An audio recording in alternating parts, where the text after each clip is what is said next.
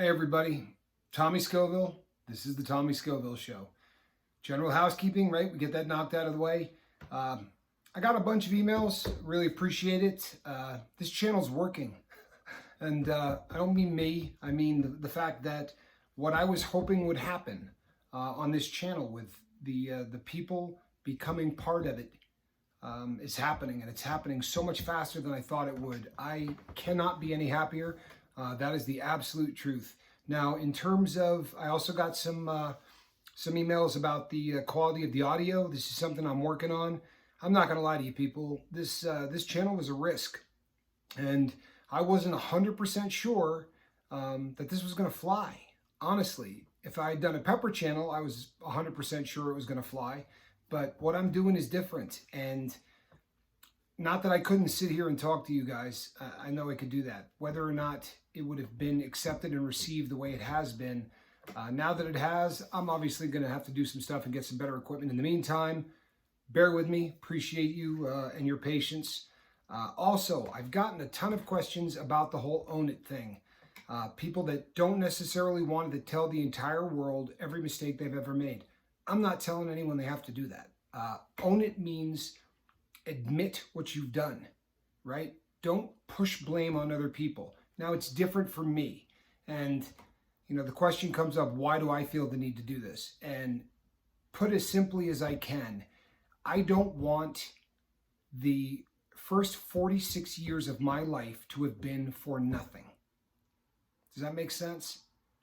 For me, personally, I either wasted 46 years of my life with the only thing to show for it, a couple of great kids who I didn't do a good enough job raising in those early years. That's it. That's what I got. Or that was the university that is making what I'm doing now possible. I hope that this makes sense. So for me, I have to own every single bit of it. I'm not telling you you have to. As we go through this, there are a lot of techniques that you will take bits and pieces of. There are things you will take every bit of. There will be times you agree with me wholeheartedly. There'll be times you might not. It's not essential. What's essential is that you keep coming back and try to make sure that you are your best you. That you're taking the time and the effort to get the equipment necessary in order to be successful. If today you say, well, that's it, I want to be sober, you might make it. You absolutely might. And there are people who do every day. And if you were to say, I'm going to replace the motor in my Porsche 911, right, and go out and try to do that, you might pull it off. However, there's a really good chance you're going to fail because you're not a mechanic, right? If you learn how to do something, when the time comes to do it, you can actually succeed a whole lot easier. I hope that makes sense, right? So what I'm going to be trying to do on this show, and hopefully do successfully, is to show you methods that have worked for so many people. And not one method, several. The brain chemistry aspect that I'm going to teach, there's one, because it can't be debated. This is science. It's not debatable. It is a study on addiction that they don't talk about because it doesn't fit their model. And I'm going to nail that, and I'm going to hammer it home, and there's no room for debate or argument. It's a fact. I'll tell you how to research it. We'll footnote it, so to speak, so that you can go out and do that. But the rest of it, bits and pieces, take what you love, move on, whatever the case. Also, the number of people that have said that the length of the videos aren't a problem, I appreciate all of that. I think that the people who may think the other direction are probably a more quiet group of people. They don't want to come out and say, nah, man, don't go any longer, you're killing me. So I'm still not going to try to get too long-winded, although, obviously I have issues with that. So let's get right into the meat of it. When I took off, we were talking about bank robbery, and the phenomenal thing about me going to prison is I went to prison for a bank robbery that I didn't commit. True story. Now, I'm not salty about that. I went to prison for all the bank robberies I did commit. However, the one I was convicted for, I did not do. So, and they know it as well as I do that basically I was going to prison for what I had done. Not necessarily that one. What happened is I had told someone how to rob a bank. Broke rules, talked to people, things I hadn't been doing. The longer you do anything, the more you break your rules. And for those of you who have addictive personalities or who are in the life, how many times have you said, well, I'm going to do this drug, but I'm never going to do it on weekends. Or I'm only going to do it on weekends. Or I'm not going to do it alone. Or I'm not going to do this, or I'm not going to do that. And you set rules for yourself. And as time goes on, you start to break those rules. The same thing happens in crime. My psyche, everything started to change. I started feeling bulletproof. I started to rob banks much closer to where I lived. I stopped casing them. It became so much ingrained as a part of what I was doing, all of the crime, that the arrogance, the whole I'm never going to get caught, I'm smarter than they are thing really became an issue. And one day, somebody came in and saw a ludicrous stack of money. And on the pile next to the money were an awful lot of bands, you know, the things that they wrap around cash. That particular robbery was a merchant teller. For that reason, there was more banded money than normally. In fact, it was one of the largest hauls that I had ever gotten to. It was north of $30,000. For whatever reason, can't answer why there was so much money there that day. But this person walked in, and I was in the process of preparing a shot, and it just was one of those situations where had the door been locked, I wouldn't be here having this conversation with you, I don't think. I think things really would have been different. And thank the Lord that the door was open. I'm sure that it was by design. But he came in, he saw the pile, he said, come on, man, you know, where did this come from? And I said to him, that was a bank robbery. I mean, and, you know, I trusted this individual, which was a mistake because this guy turned out to be a stone cold rat. And make no mistake, after being in prison, it's very difficult to respect people who tell on other people as a way to get out of trouble. There's a convict mentality that says you never call the cops for any reason, right? So if there's a guy in the neighborhood who's a child molester, there are honestly convicts who say, well, you wouldn't call the cops on that. You can go down and kill him yourself, but you can't call the cops. Look, man, you can call a cop on a child molester. If you don't, there's something wrong with you. There are tons of good reasons to call cops. This will ruffle feathers. I promise you the convicts are going to come on and whatever. Here's the deal. As much as I respect law and order, I don't respect rats. And this guy was. He got caught. He asked me how to rob a bank, and I told him exactly what to do. Don't use a note, right? Because if they pull it, you are going to have to go over the counter. None of that. Just go in. I broke it down and told him everything. And apparently the only thing he heard was drive away at a normal speed.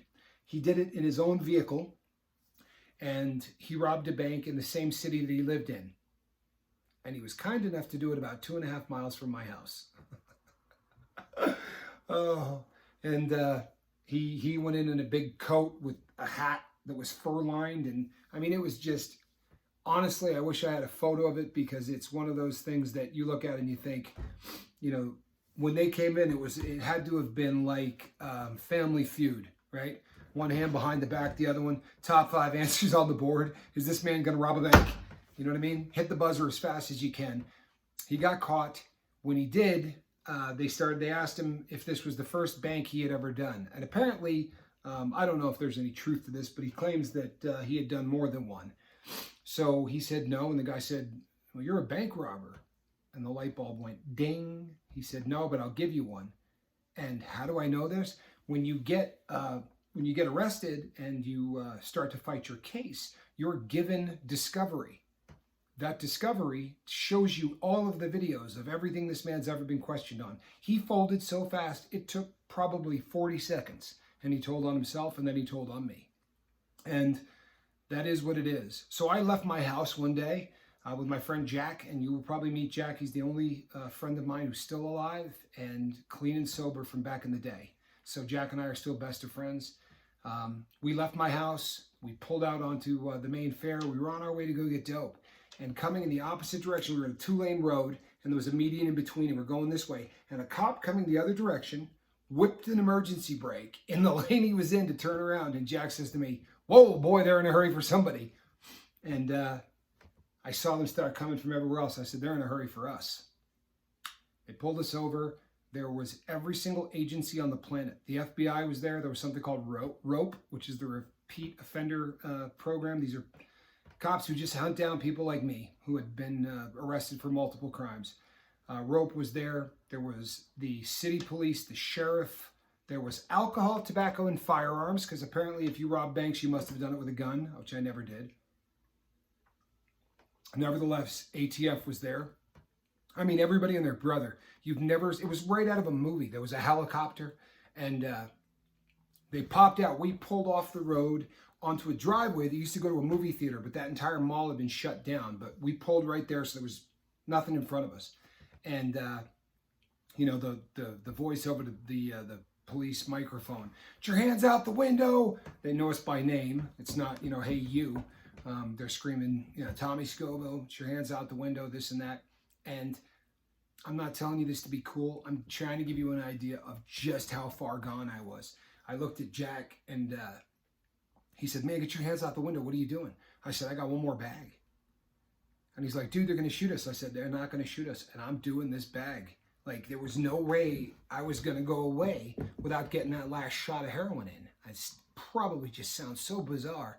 It sounds bizarre to say it, but that's where I was at. So while they're behind doing this, I'm cooking a shot of heroin as fast as I can do it and trying to find a vein. Just depravity. And, as the rush of the drug came in, I rolled down the window, and I swear to you, this is the truth. I yelled out the window, "Is this about that community service I blew off in the city?" Even in the fit of what was going on, it hadn't sunk in that this really was the end of the road, or the beginning of the end of the road, to be sure. I got arrested. I got brought to jail.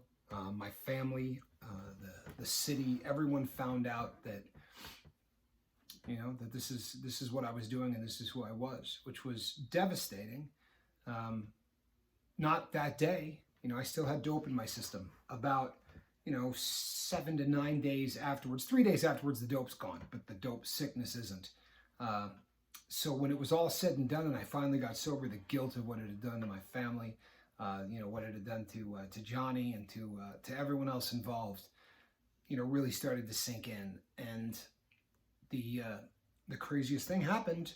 The lawyer who first came in to see me, well, yes, the lawyer's second chair. So I had two lawyers.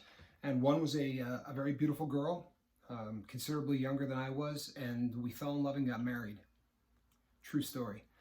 So I married her while I was in prison. I got out, we moved in together, and it didn't take long, and I was right back where I was, only knowing full well there was no chance I could rob a bank again.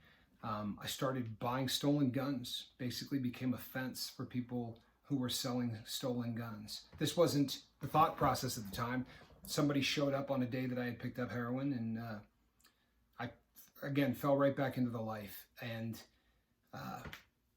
dragged this beautiful girl down with me. The worst part of that is I don't think she'll ever be the same. And I live with that. Everything I've said up to this point, the guilt and all of that, this one hurts the worst. And this is a girl who, while I was incarcerated, stole my identity, divorced me the day that I got stabbed. I got the papers. Had a relationship with, while I was incarcerated, before we were divorced, had a relationship with the local meth dealer in town. And this is not something that I found out from someone telling me. I got out and started going through the computer after all of those years and came across a Dropbox with some disturbing photos. Just tough stuff, and the best part of that story is, with that pain of seeing the girl I was married to with another man in the act, so to speak, any other time in my life, that drives me to the needle, right? Not anymore. Not people. Those days are over. And I'm less unhappy at the fact that went on. I'm more unhappy that I was the kind of person that could make something like that happen.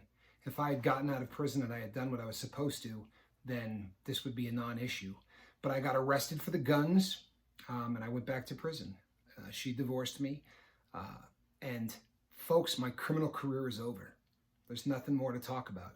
Now, that being said, you are going to hear tons about my criminal career because it's germane to an awful lot of what we talk about. And there will be times where I may just do a story time.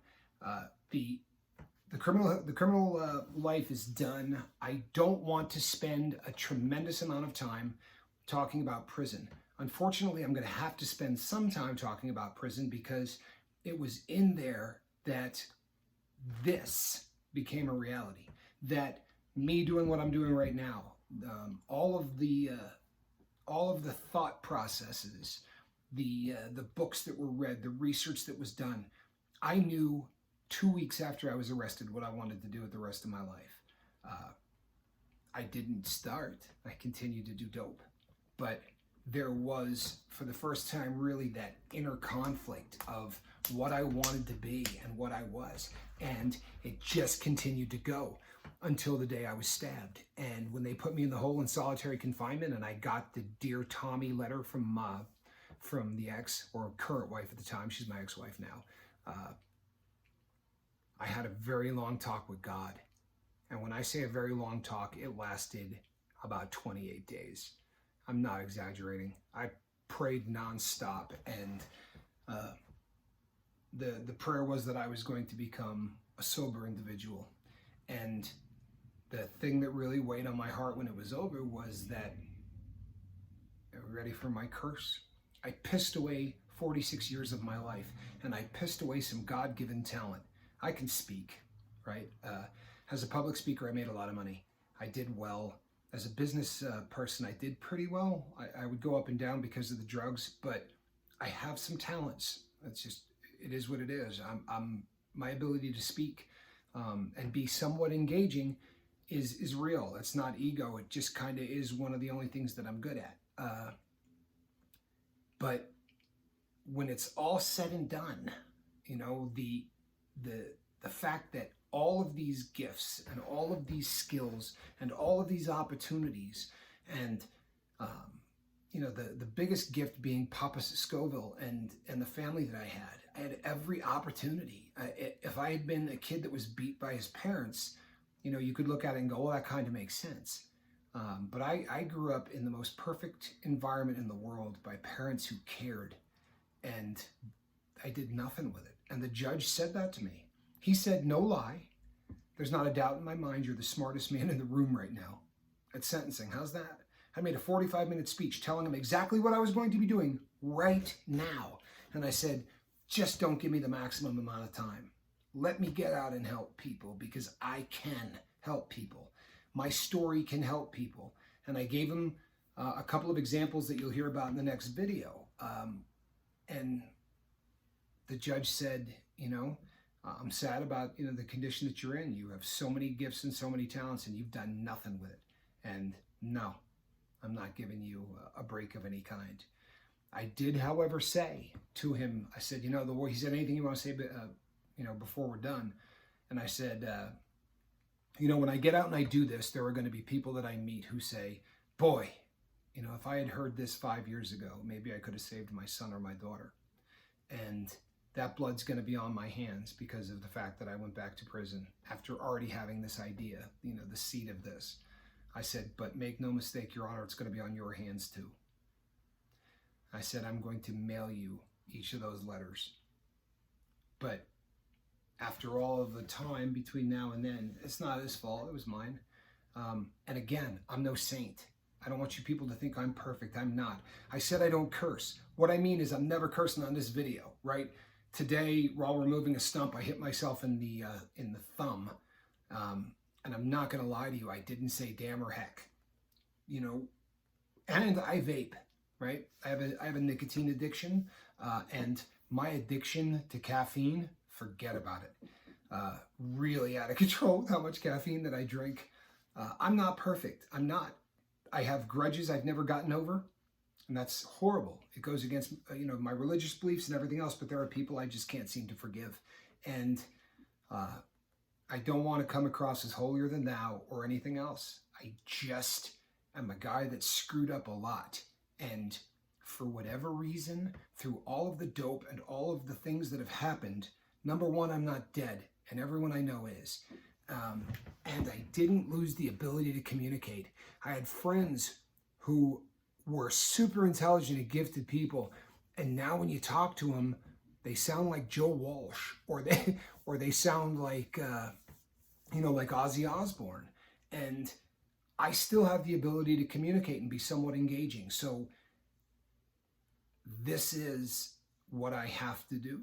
And I'm happy. And I'm happier today than I was 5 days ago. I can't begin to tell you how much it means to me that people are getting it, that all of you are getting it. The comment section, I appreciate the feedback. I really do. I can understand why 4 years of this has made my brother, almost embarrassed, because there is a lot of praise. But keep in mind that as long as we're praising the mission, I take that all day long. I really will. I'm not a great person, but I'm working on it. I'm working on it with you. You follow me? I'm working on it, and you're going to get to see me working on it. I'm not a great person, but I'm a sober person. I'm not doing dope. I don't have any marks on my arm. I'm going to remain sober, and I'm going to take this ride with you until they close the box. I'm going to do everything within my power to make sure that no one goes down the road that I went down. And the most important part of this, right? Hands down, the most important part of this, I am going to tell you how to raise a drug-free child. Sounds bold? The amount of research I've done, wait until the next couple of videos, people. This part's over, right? It's game time. The next video starts what this is all about, all right? Thank you so much for tuning in. If you dig this, hit subscribe. I really appreciate those of you who hit the like button. If you think I'm screwing up, go ahead and hit the other one. And leave comments. If you think I'm coming up short, if there's something you want me to touch on, if there's a specific problem that you have in your life that you are wondering whether or not these type of techniques are going to help, you can ask that question, and I'll give you an idea of how long you're going to have to be here before you start hearing about it. That being said, if you hear me talking about these techniques and I'm talking about heroin, just put weight loss in there. The nuts and bolts of how I lost weight, I'll go over that, but that's what I did. The techniques of getting this thing to work right, you can apply to anything, right? So if you're not an alcoholic or you're not a drug addict, but I'm talking about that, apply that to what you're doing. Because unless you are hellaciously unself-aware, you know what your problems are, right? Come on. Seriously. There's nobody that obtuse that you do not know what your problems are. So thank you for tuning in. Please hit subscribe. I also got, without exaggeration, 30 emails from people that said, man, I would do anything to help this channel. That's awesome. That takes my breath away. So you want to know what you can do to help this channel? Tell some people about it. For real. Parents, especially within the next 2 weeks, tell parents about it. They got a kid that's getting ready to turn the age where you can start doing drugs. Get them to this channel, because I'm going to blow you away with the techniques that we're talking about for how to raise a drug-free child are going to change lives. So tell people about it. You want to help this channel? Do that. And folks, I don't care if we have 1,000 subscribers or we get a silver or gold button. If I'm helping 4 people along the way, then I won. I did what I was supposed to do, and my life for 46 years was not in vain. I am Tommy Scoville. This is the Tommy Scoville Show. Tomorrow night, same bat time, same bat channel, 6:30. I love each and every one of you. Have a great day.